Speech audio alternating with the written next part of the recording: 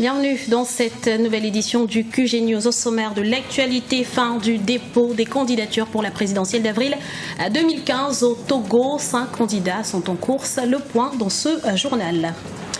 Manifestation de femmes pour la paix en République du Congo. Préoccupées par le débat sur la révision constitutionnelle, elles auraient transmis un cahier de doléances au préfet de Brazzaville. Et puis, le 8 mars 2015, la Cigale de Paris déroulera le tapis rouge à l'artiste camerounaise Charlotte Dipanda. Pour en parler, nous la recevons sur ce plateau. Ils sont 4 à s'être lancés dans la course pour affronter le président sortant, Faure Gnassingbé, à la présidentielle du 15 avril prochain au Togo. Les candidats avaient jusqu'à ce dimanche minuit pour déposer leur dossier à la commission électorale indépendante. Le point avec Ibra Tindiaye. On connaît désormais les candidats à la magistrature suprême pour la présidentielle au Togo. Ils sont au nombre de 5, dont 4 issus de l'opposition. Il s'agit d'Aimé Tchabouré Gogué, président de l'Alliance pour la démocratie et le développement intégral, l'ADI, Jean-Pierre Fabre de l'ANC, l'Alliance nationale pour le changement, Géry Tama, le président du NET, le nouvel engagement togolais, et Mohamed Tiassona Traoré du mouvement citoyen pour la démocratie et le développement. Du côté de la majorité présidentielle, c'est le chef de l'État sortant, Faure Gnassingbé, qui portera la couleur de l'Union pour la République. On a la confirmation que l'opposition ira en rang dispersé. Jusqu'à hier, certains observateurs pensaient encore qu'au dernier moment, il y aurait un sursaut et que l'opposition pourra trouver une formule pour présenter un candidat. Mais finalement, on se rend compte que les années d'hier, puisque que ce soit Adi ou encore le NET, ils ont tous fait partie à un moment du CAP 2015 et les années d'hier donc n'ont pas pu trouver une formule.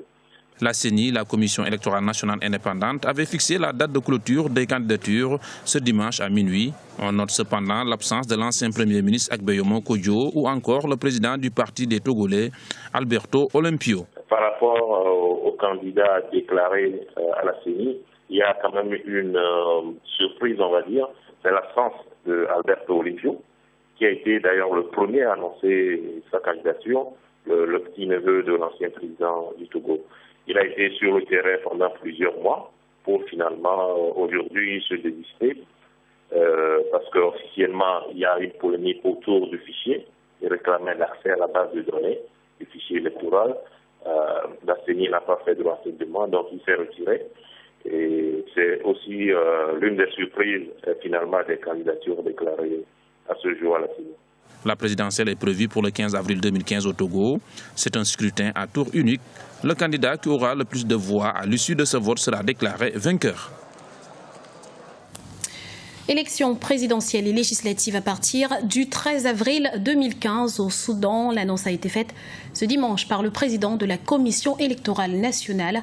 Le processus de vote se déroulera sur 3 jours. À noter que des représentants des partis politiques auront le droit d'être présents dans les bureaux de vote et pendant le dépouillement, les résultats seront annoncés le 27 avril. Une ambiance de fête de l'indépendance régnait à Brazzaville. Ce dimanche, des milliers de femmes se sont rassemblées dans la capitale congolaise pour une marche pour la paix. Une paix qu'elles estiment menacée au vu du climat politique tendu qui règne dans le pays. Notre correspondant au Congo, Prince Bafolo, était au cœur de cet événement. Voici son reportage. J'aime et je veux mon Congo en paix. C'est le vœu de ces femmes congolaises qui ont décidé de marcher ce 1er mars pour dire non à la violence, à la guerre et au viol. Organisée à l'initiative de l'association Action Innovatrice pour la paix et le développement culturel, cette marche a réuni des femmes venues de Pointe-Noire et de tous les arrondissements de Brazzaville. Sur un trajet de près de 3 km, ces filles et mères ont toutes dit non à la violence. Le sang a déjà s'écoulé dans notre pays. Face aux divergences d'opinion dues au changement de la Constitution ou non, nous avons pensé qu'il fallait prévenir et essayer d'avertir, de mettre en garde aussi nos maris, nos frères, nos fils, nos politiques sur le fait que les femmes veulent la paix dans notre pays. Et c'est pour ça qu'en faisant cette marche, nous avons fermé nos frontières à l'incitation. Nous voulons prendre nos responsabilités. Déjà victimes de violences dans leur pays, les femmes centrafricaines, conduites par leur ambassadrice, sont venues soutenir l'initiative de leurs sœurs du Congo. La communauté musulmane, les différentes confessions religieuses présentes au Congo ont également marché pour dire non à la violence et à la guerre. Vous savez, quand il y a des mouvements négatifs, sinon les émeutes dans notre pays, les personnes qui sont beaucoup exposées sont des personnes vivant avec un handicap. Parce que notre mobilité, elle est réduite. Voilà pourquoi nous avons répondu présente à cette marche, parce que nous avons trouvé que c'est une marche très très capitale. Le conflit en Centrafrique, la menace Boko Haram, le spectre des violences dans les pays dont les présidentielles sont proches, sont autant de questions qui motivent ces femmes. Au Congo, les femmes qui représentent 52% de la population veulent la paix et ont donc décidé de le dire haut et fort. C'est une des plus belles voix de la musique camerounaise. En quelques années, Charlotte Dipanda a su se faire une place de choix dans le paysage artistique camerounais, en particulier africain en général. Un statut qu'elle confirmera le 8 mars prochain lors d'un concert événement à la Cigale de Paris. Elle est avec nous sur ce plateau. Charlotte Dipanda, bonjour et bienvenue sur Africa 24. Bonjour. Alors nous l'avons vu dans le reportage, une marche organisée par les femmes a eu lieu au Congo. Une manifestation similaire a eu lieu il y a quelques jours au Cameroun. Que vous inspirent ces élans patriotiques? J'ai été touchée. J'ai été touchée de voir autant de Camerounais se sentir concernés par ce qui se passe justement dans nos frontières. C'est la preuve que chaque citoyen a sa part de responsabilité. Et cette marche, c'est une façon de dire non à la violence, non à tous ceux qui donnent leur vie pour que la sécurité soit assurée dans nos pays respectifs, en fait. J'aurais aimé être avec eux. Vous avez longtemps été choriste pour de grands noms de la chanson africaine tels que Loka Kwanza, Manu Dibango ou encore Papa Wemba.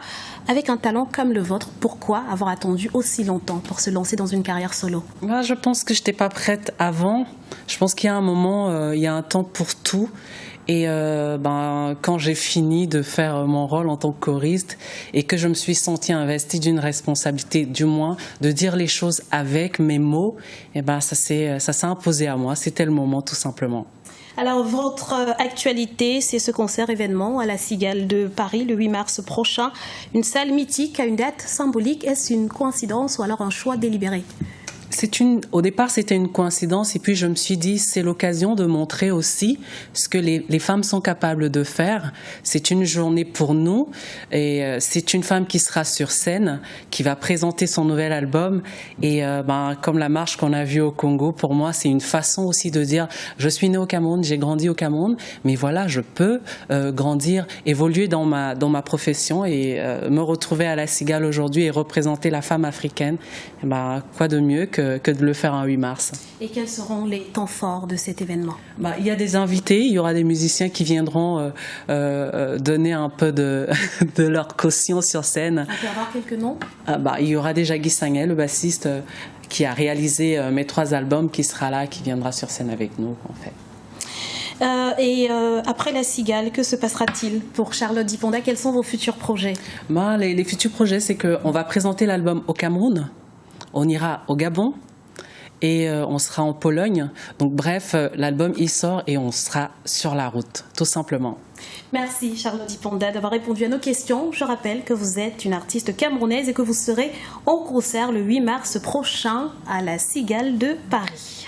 Merci. C'était le journal de la rédaction. Nous vous remercions pour votre fidélité. Retrouvez dans un instant une nouvelle édition de l'information sur Africa 24.